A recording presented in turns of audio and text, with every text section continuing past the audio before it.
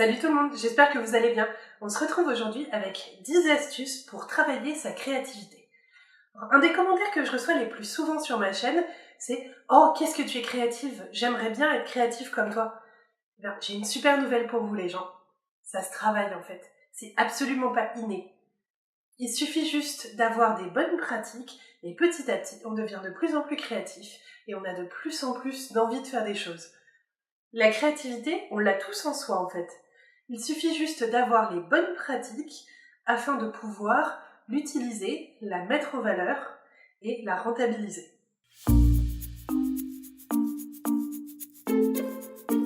Astuce numéro 1, s'inspirer et se cultiver.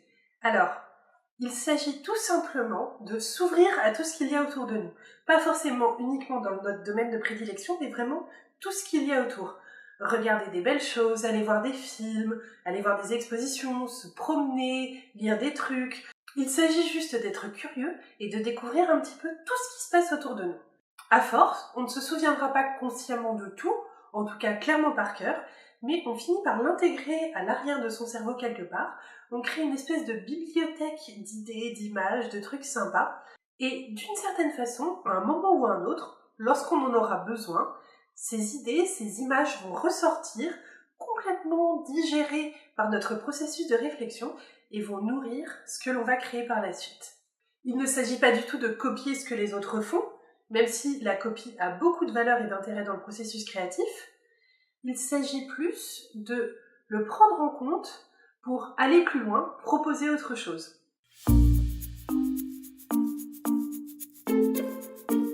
La deuxième astuce que je vais vous proposer, c'est de lire. Lire tout et n'importe quoi. Tout ce qui vous tombe sous la main, que ce soit des magazines, des livres, tout ce que vous voulez. Quoi que vous lisiez, de toute façon, ce sera bénéfique pour vous. Si vous préférez lire de la fiction, il n'y a aucun souci. Lisez de la fiction, ça va faire travailler votre imaginaire. Si vous préférez lire autre chose que de la fiction, aucun souci non plus. Ça va vous permettre d'apprendre plein de choses, de découvrir de nouveaux horizons, de comprendre certaines choses, de découvrir ce que faisaient certains auteurs, etc. De toute manière, lire, c'est un processus actif et du coup, vous en retirerez forcément quelque chose qui va là encore nourrir votre créativité. Et surtout, ne vous embêtez pas à lire uniquement des livres de votre domaine. Là encore, plus vous allez ratisser large, plus vous allez lire de choses variées, plus votre créativité s'en verra renouvelée, car vous allez pouvoir insuffler un nouveau souffle à votre activité principale. Plus on s'éloigne de notre zone de confort et de ce que l'on sait faire, plus on est susceptible d'en tirer des idées originales.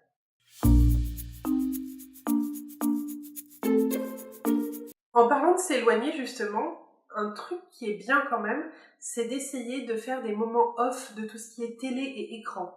Alors, n'allez pas croire que je suis contre la télé ni quoi que ce soit, il se trouve que je la regarde très peu, mais par contre, je vais voir énormément de films, je regarde beaucoup de séries, je regarde énormément de vidéos sur YouTube, enfin, je consomme beaucoup de médias.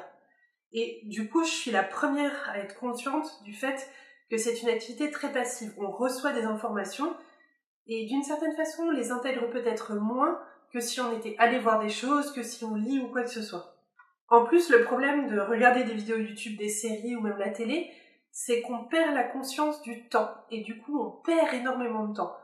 Si un jour, vous voulez faire le test de vous amuser à compter le nombre d'heures que vous passez devant soit votre téléphone, soit votre ordinateur, soit votre télé, comme vous voulez, faites-le. C'est un test qui est assez flippant parce qu'on se rend compte du nombre d'heures, d'une certaine façon perdues, qu'on aurait pu rentabiliser pour faire autre chose. Et ça, c'est quand même super dommage. Attention, ça ne veut pas dire qu'il ne faut rien regarder. Ça veut juste dire qu'il faut essayer de choisir avec attention et avec conscience ce qu'on veut regarder. C'est pour ça que je suis beaucoup cliente de YouTube, de Netflix et des services de streaming, parce que comme ça, je regarde ce que j'ai envie de regarder au moment où j'ai envie de le regarder. Je ne me noie pas dans un flot d'un programme qui m'est imposé avec des choses qui m'intéresseront peut-être moins. Tout ce que je le regarde parce que j'ai envie de le regarder, et pas parce qu'il m'est imposé. Mon but au final, et ce que je vous conseille, c'est de ne pas considérer la télé comme une occupation par défaut, quelque chose qui vient lorsqu'on ne sait pas trop quoi faire d'autre. Essayez de trouver des alternatives à la télé, et justement, ça va vous permettre de vous libérer du temps pour pouvoir avoir d'autres activités peut-être plus créatives. Et puis même avoir des activités sociales, jouer à des jeux de société, discuter ou que sais-je, c'est des activités qui sont déjà beaucoup plus actives et du coup qui renforce là encore le processus qui se passe dans votre tête qui vous permet de nourrir une réflexion et du coup de nourrir une créativité. Il ne s'agit pas de ne pas regarder la télé, il s'agit d'éviter que la télé ne devienne un réflexe automatique, une activité de base sur laquelle viennent se greffer d'autres choses. Ma quatrième astuce pour devenir plus créatif, c'est de se bloquer des créneaux dans son emploi du temps pour des activités créatives. Alors ça peut être 10 minutes par jour ou une journée tous les mois ou que sais-je, mais réellement accorder une importance à cette activité dans votre emploi du temps. Car j'ai conscience du fait qu'on est tous très occupés entre le boulot, les amis, la famille, le sport, les régimes, tout ce qu'on veut. On a tous une vie très occupée. Et justement, accorder des créneaux à ces activités créatives, quelles qu'elles soient, leur permet d'avoir une importance elle aussi à vos yeux.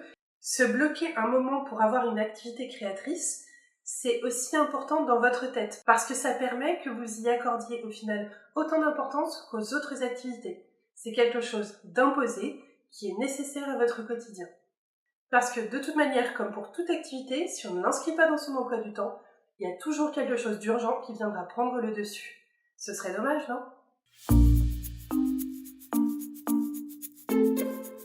Mon cinquième conseil, c'est de prendre au sérieux cette activité créative, quelle qu'elle soit. Ça peut être du scrapbooking, de la sculpture, du découpage de papier, du dessin, tout ce que vous voulez, du do-it-yourself.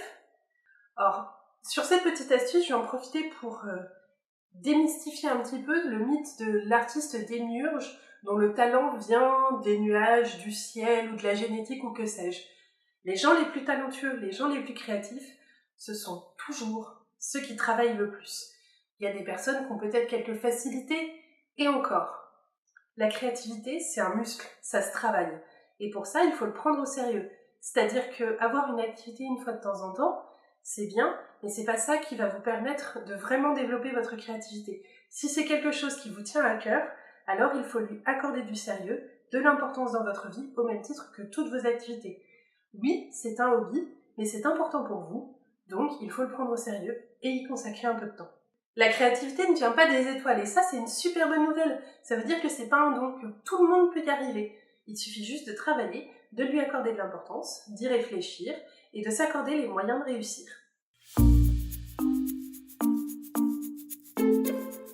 Je suis pas en train de parler d'activité professionnelle créative, parce que je pars du principe que si c'est votre activité, normalement vous n'avez pas besoin de moi pour être créatif. Je parle plutôt aujourd'hui de hobbies, de side projects, de loisirs, de choses comme ça.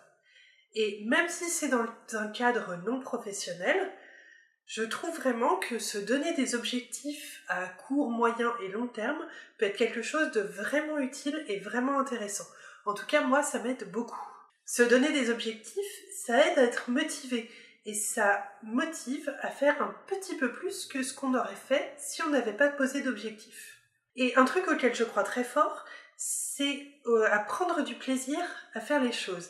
Et il se trouve que lorsque l'on réussit à atteindre un objectif que l'on s'était fixé, on ressent une réelle satisfaction à avoir réussi cet objectif. Et cette satisfaction, elle est très jouissive et elle me provoque beaucoup de plaisir personnellement. Car oui, il ne faut pas oublier que du coup ces activités sont facultatives et si vous en souffrez, je vois pas l'intérêt de les faire. Personnellement, je ne crois pas du tout en la création dans la souffrance et la peine. Enfin, on est en train de créer quelque chose, pas d'accoucher un bébé de 12 kilos. Faut que ce soit un minimum satisfaisant quand même. Le deuxième mythe du créateur que j'aimerais bien démystifier aujourd'hui, c'est celui du créateur seul et isolé dans sa cabane au fond du bois. Alors oui, pour créer, en particulier pour certaines activités comme l'écriture, on a besoin de calme, de silence, d'espace par exemple. Mais savoir s'entourer, c'est aussi très important. Si votre entourage est dynamique, qu'il a des activités en dehors de son travail ou de ses cours, alors ils comprendront plus facilement que vous accordiez du temps à vos propres projets personnels. Non seulement ça, mais ils comprendront aussi cette espèce de dévotion qu'on a lorsqu'on est investi dans un projet personnel, et même ils l'encourageront. Et ça, c'est super sympa.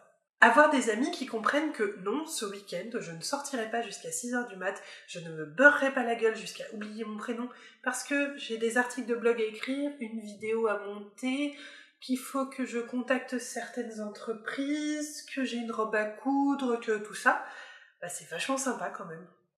Si vos amis ne comprennent pas l'importance que vos projets peuvent avoir pour vous et cette dévotion que vous leur apportez, et que non seulement ça, mais d'une certaine façon, ils essaient de vous dévier de vos objectifs, il est peut-être temps de vous poser des questions sur les raisons de votre amitié. Ce qui est essentiel aussi, c'est d'avoir un entourage à qui on peut montrer ce qu'on fait, leur poser des questions, discuter avec eux et avoir leur avis. Être entouré par des gens qui auront un avis documenté, étayé, intéressant, qui soit juste, qui vous montre ce qui ne va pas, mais ce qui va aussi, sans être cruel ou dur ni quoi que ce soit, c'est très important. L'avis d'autres personnes, c'est aussi ce qui fait grandir et évoluer vos projets. C'est ce qui va les rendre uniques. D'ailleurs, quand j'étais en école d'arts appliqués, c'est en grande partie comme ça que mes projets ont évolué et ont grandi.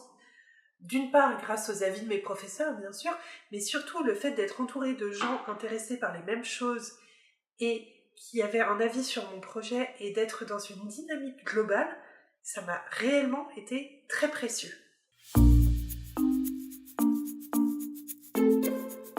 Mon conseil suivant, c'est de déculpabiliser. Parce qu'attention, prendre les choses au sérieux et leur accorder du temps ne veut pas dire qu'il faut accorder une dévotion absolue à la déesse créativité.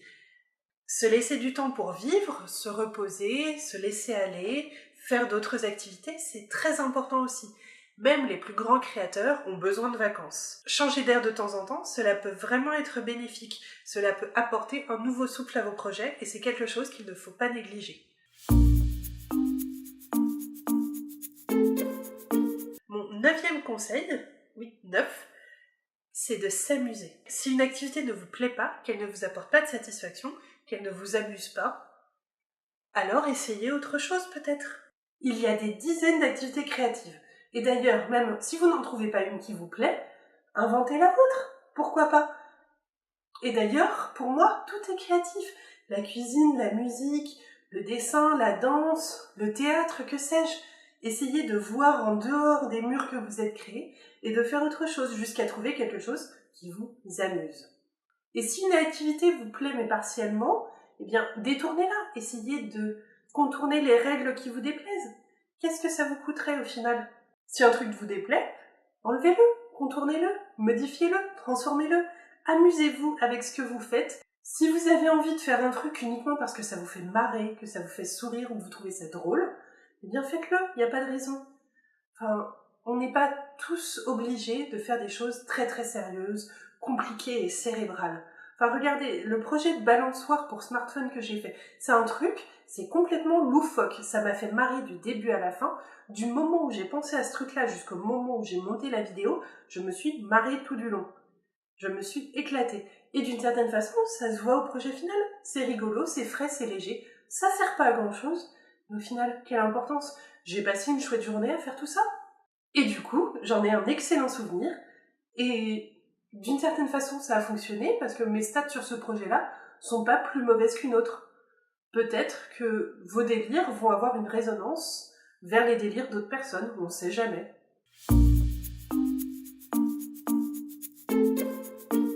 Et enfin, mon dernier conseil, le 10e, parce que j'ai réussi à en trouver 10, c'est d'oser essayer, de faire les choses. Car la meilleure chose pour devenir créatif, c'est justement de faire, d'essayer, de tenter, de s'acharner. Même si au début le résultat est moche ou décevant, ce n'est pas grave. Le plus important, c'est d'avoir une pratique, quelle qu'elle soit. Et puis de toute manière, au final, être créatif, c'est un peu comme le sport. Même si vous courez 2 km en 4 heures, vous irez toujours plus vite que quelqu'un qui garde ses fesses sur son canapé. Eh bien, quoi que vous créez, vous serez toujours plus créatif que quelqu'un qui ne fait rien. Vous avez l'impression que ce que vous voulez faire, c'est pas très original? On s'en fiche, faites-le et vous verrez bien. Si ça se trouve, ça peut vous surprendre. Et puis dans tous les cas, au pire, ça vous entraînera, ça vous donnera des idées pour faire d'autres choses, pour le modifier. Et puis peut-être que vous allez vous planter, mais c'est pas grave, au moins vous aurez appris de ce que vous avez fait. Si vous n'essayez pas, si vous ne tentez pas, vous n'apprendrez pas. Plus on fait de choses, plus on acquiert de compétences, et plus on peut s'émanciper de nos inspirations de base. Et vous avez peur de vous louper? C'est pas très grave si. Qu'est-ce qui peut arriver si vous vous loupez? Vous perdez du matériel? Si vous essayez de faire des projets pas trop chers, c'est pas très grave si. Tentez de travailler avec du carton, du papier, des choses comme ça qu'on trouve, ou de recycler des choses. Au moins, si vous vous loupez, des déchets redeviendront des déchets, c'est pas très grave. Et ce qui est chouette, c'est que même si vous loupez, vous aurez appris des nouvelles choses, vous aurez essayé de nouvelles choses, et vous en retirerez plein de trucs. Alors surtout, faites, essayez, testez, tentez de faire des choses. N'ayez pas peur de vous planter, car c'est comme ça qu'on développe son propre style et sa créativité. Et voilà, j'espère que cette vidéo vous a plu. Si c'est le cas, vous pouvez me laisser un petit pouce vers le haut. C'est toujours très encourageant et ça me motive à faire d'autres vidéos. Car oui, moi j'ai besoin de ça pour me motiver. Vous pouvez aussi partager la vidéo sur les réseaux sociaux ou par mail ou comme vous voulez ou en discuter avec vos amis. Car là aussi, ça me permet d'avoir un peu plus de vues et du coup, ça me motive aussi. Vous vous rendez compte, vous êtes les garants de ma motivation. C'est pas génial ça?